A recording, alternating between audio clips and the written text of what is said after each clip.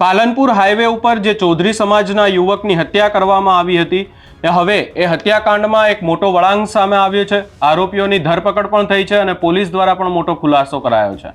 શું છે સમગ્ર મામલો વિગતે ચર્ચા કરીશું। નમસ્કાર, હું છું ઉજ્જવલ અને આપ જોઈ રહ્યા છો નિર્ભય ન્યૂઝ।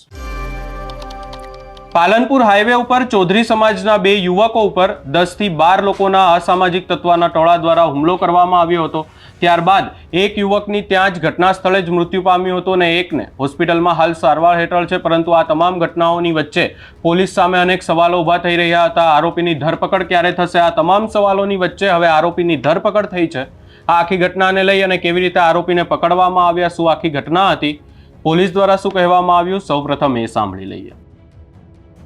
ગત તારીખ 20/12/2025ના રોજ બનાસકાંઠા જિલ્લાના પાલનપુર શહેર ખાતે જ્યાં એક યુવકની એક અજાણ્યા ઈસમો દ્વારા કરપીણ હત્યા કરવામાં હતી।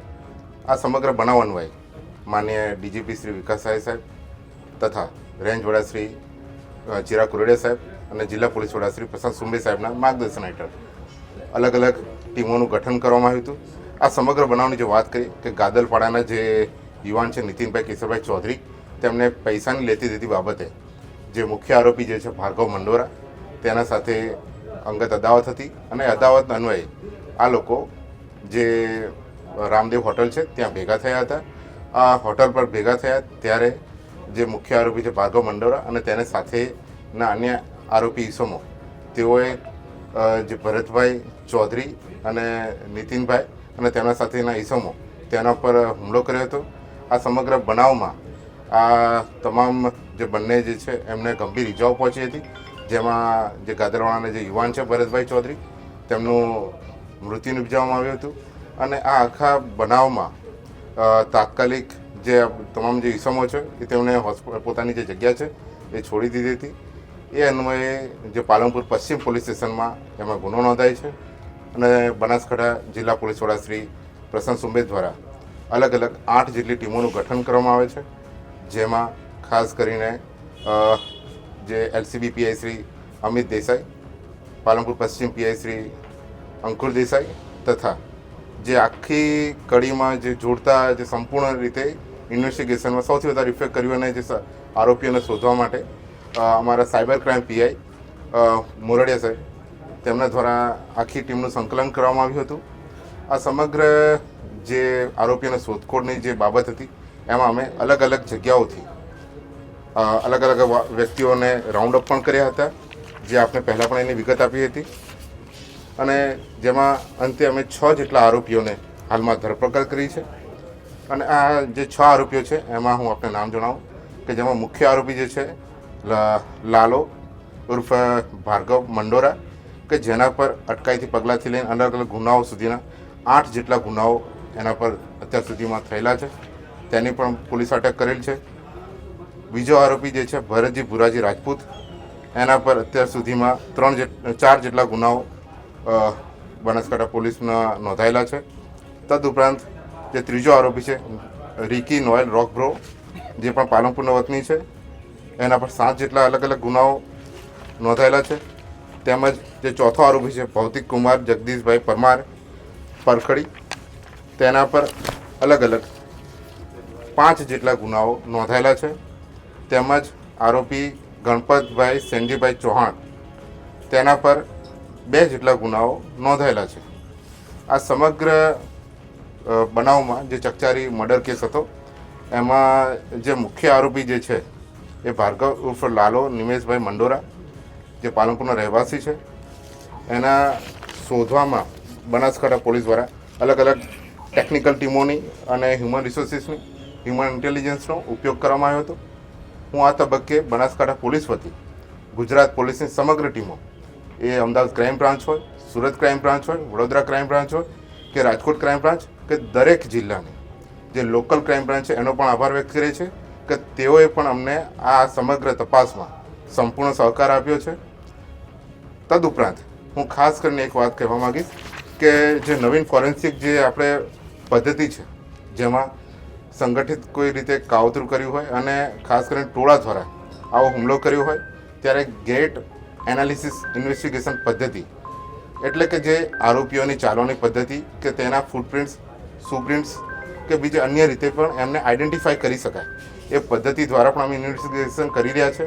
હું આપને જણાવી દઉં કે ગુજરાતના 500 જેટલા લોકેશનો ઉપર અલગ અલગ રીતે 2000થી વધારે સીસીટીવી કેમેરાઓ ચેક કરવામાં આવ્યા છે.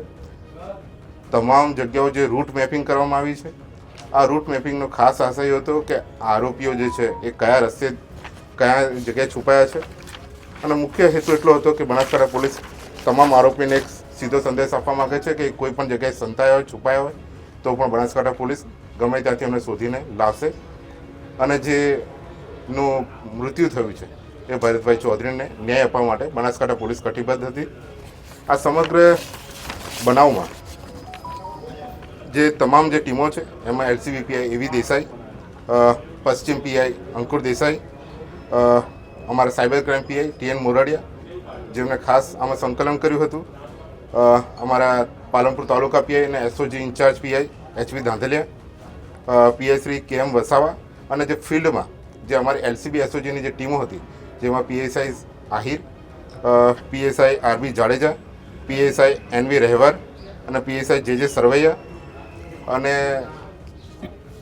તમામ જે ટીમો છે જેમને પેટા ટીમો છે એ તમામે એમાં સંકલન કર્યું હતું અને જેમાં તમામ જે આરોપીઓ છે 6 જેટલા આરોપીઓ એમને પકડવામાં સફળતા હાલમાં મળી છે. આ બાબતે જે અન્ય બીજા ઇસમો છે એની શોધખોળ પણ હાલ ચાલુ છે અને અમારી જે ટીમો અલગ અલગ ટીમો છે એ તમામ જિલ્લામાં હાલ પણ ડિપ્લોય છે અને વધુ સફળતાઓ અમને ટૂંકા સમય મળવાની છે અને એ બાબતે જે પણ વિગત હશે વિગતવારે આપણે વિસ્તૃત માહિતી આપવામાં આવશે. આભાર. અત્યારે હાલની તારીખમાં ફરિયાદમાં જે રીતે અમે કહ્યું છે એ રીતે એક મુખ્ય આરોપી અને 24 અન્ય આરોપી એમ કરીને અમે તમામ જે આરોપી છે એને શોધખોળ કરી રહ્યા છે અને શોધખોળના અંતે અમને જે પુરાવાના આધારે જે પણ શંકાસ્પદ હોય કે બીજા અન્ય જેમના આ મુખ્ય જે કાવતરું છે એમાં રોલ હોય કે પછી જે હોટસ્પોટ છે ત્યાંની અમે હિલચાલનું જે નવી પદ્ધતિ અમે શોધખોળ કરી રહ્યા છીએ એમાં જે પણ અમને વિગતો મળશે એ રીતે અમે આરોપીઓને અટક કરશું અને જેમાં હાલમાં તારીખમાં આ તમામ જે તપાસ છે અમારે પાલનપુર પશ્ચિમ પીએ અંકુર દેસાઈ ચલાવી રહ્યા છે અને જે બીજા અન્ય આરોપી છે એમને પણ આઈડેન્ટિફાઈ કરીને ત્વરિત પકડવામાં આવશે.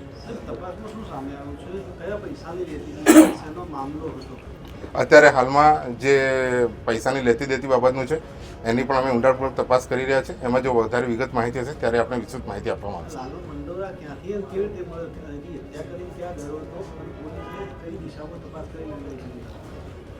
જે મુખ્ય આરોપી છે લાલુ મંડોરા એને ટેકનિકલી અમારી ટીમો દ્વારા ખાસ કરીને જે પોલીસ દ્વારા જે બાતમી હકીકતના આધારે કેમ કે એને ટેકનિકલી એ વ્યક્તિ મોબાઈલનો ઉપયોગ નહોતા કરી રહ્યા એટલે બાતમી હકીકતના આધારે અમે એના હ્યુમન રિસોર્સિસના આધારે એની ધરપકડ કરેલી છે અને હાલમાં ખાસ કરીને જ્યારે તપાસ ચાલુ હોય ત્યારે અમે વધુ વિગતવાર માહિતી અત્યારે હાલ આપી નથી રહ્યા.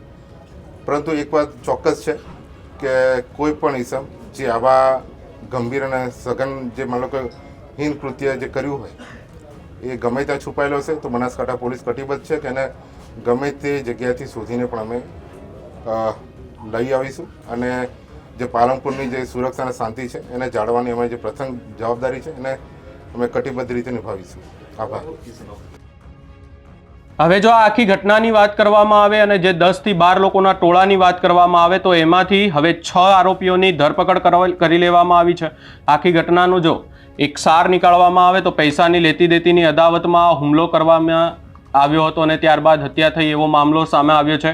ગુનાહિત ઇતિહાસ ધરાવતા મુખ્ય આરોપીઓ એટલે કે અહીંયા એક આરોપીની વાત બહુ થઈ રહી હતી એ વાત હતી લાલો ઉર્ફે ભાર્ગવ મંડોરા. એની સામે જે 8 ગુના નોંધાયેલા છે તેની પણ પોલીસ દ્વારા ધરપકડ કરવામાં આવી છે. આ સમગ્ર ઘટનાને લઈ અને આપનો શું અભિપ્રાય છે અમને કમેન્ટ કરી જરૂર જણાવશો. અમારી ચેનલ નિર્ભય ન્યૂઝને લાઇક શેર સબસ્ક્રાઇબ કરવાનું ભૂલશો નહીં.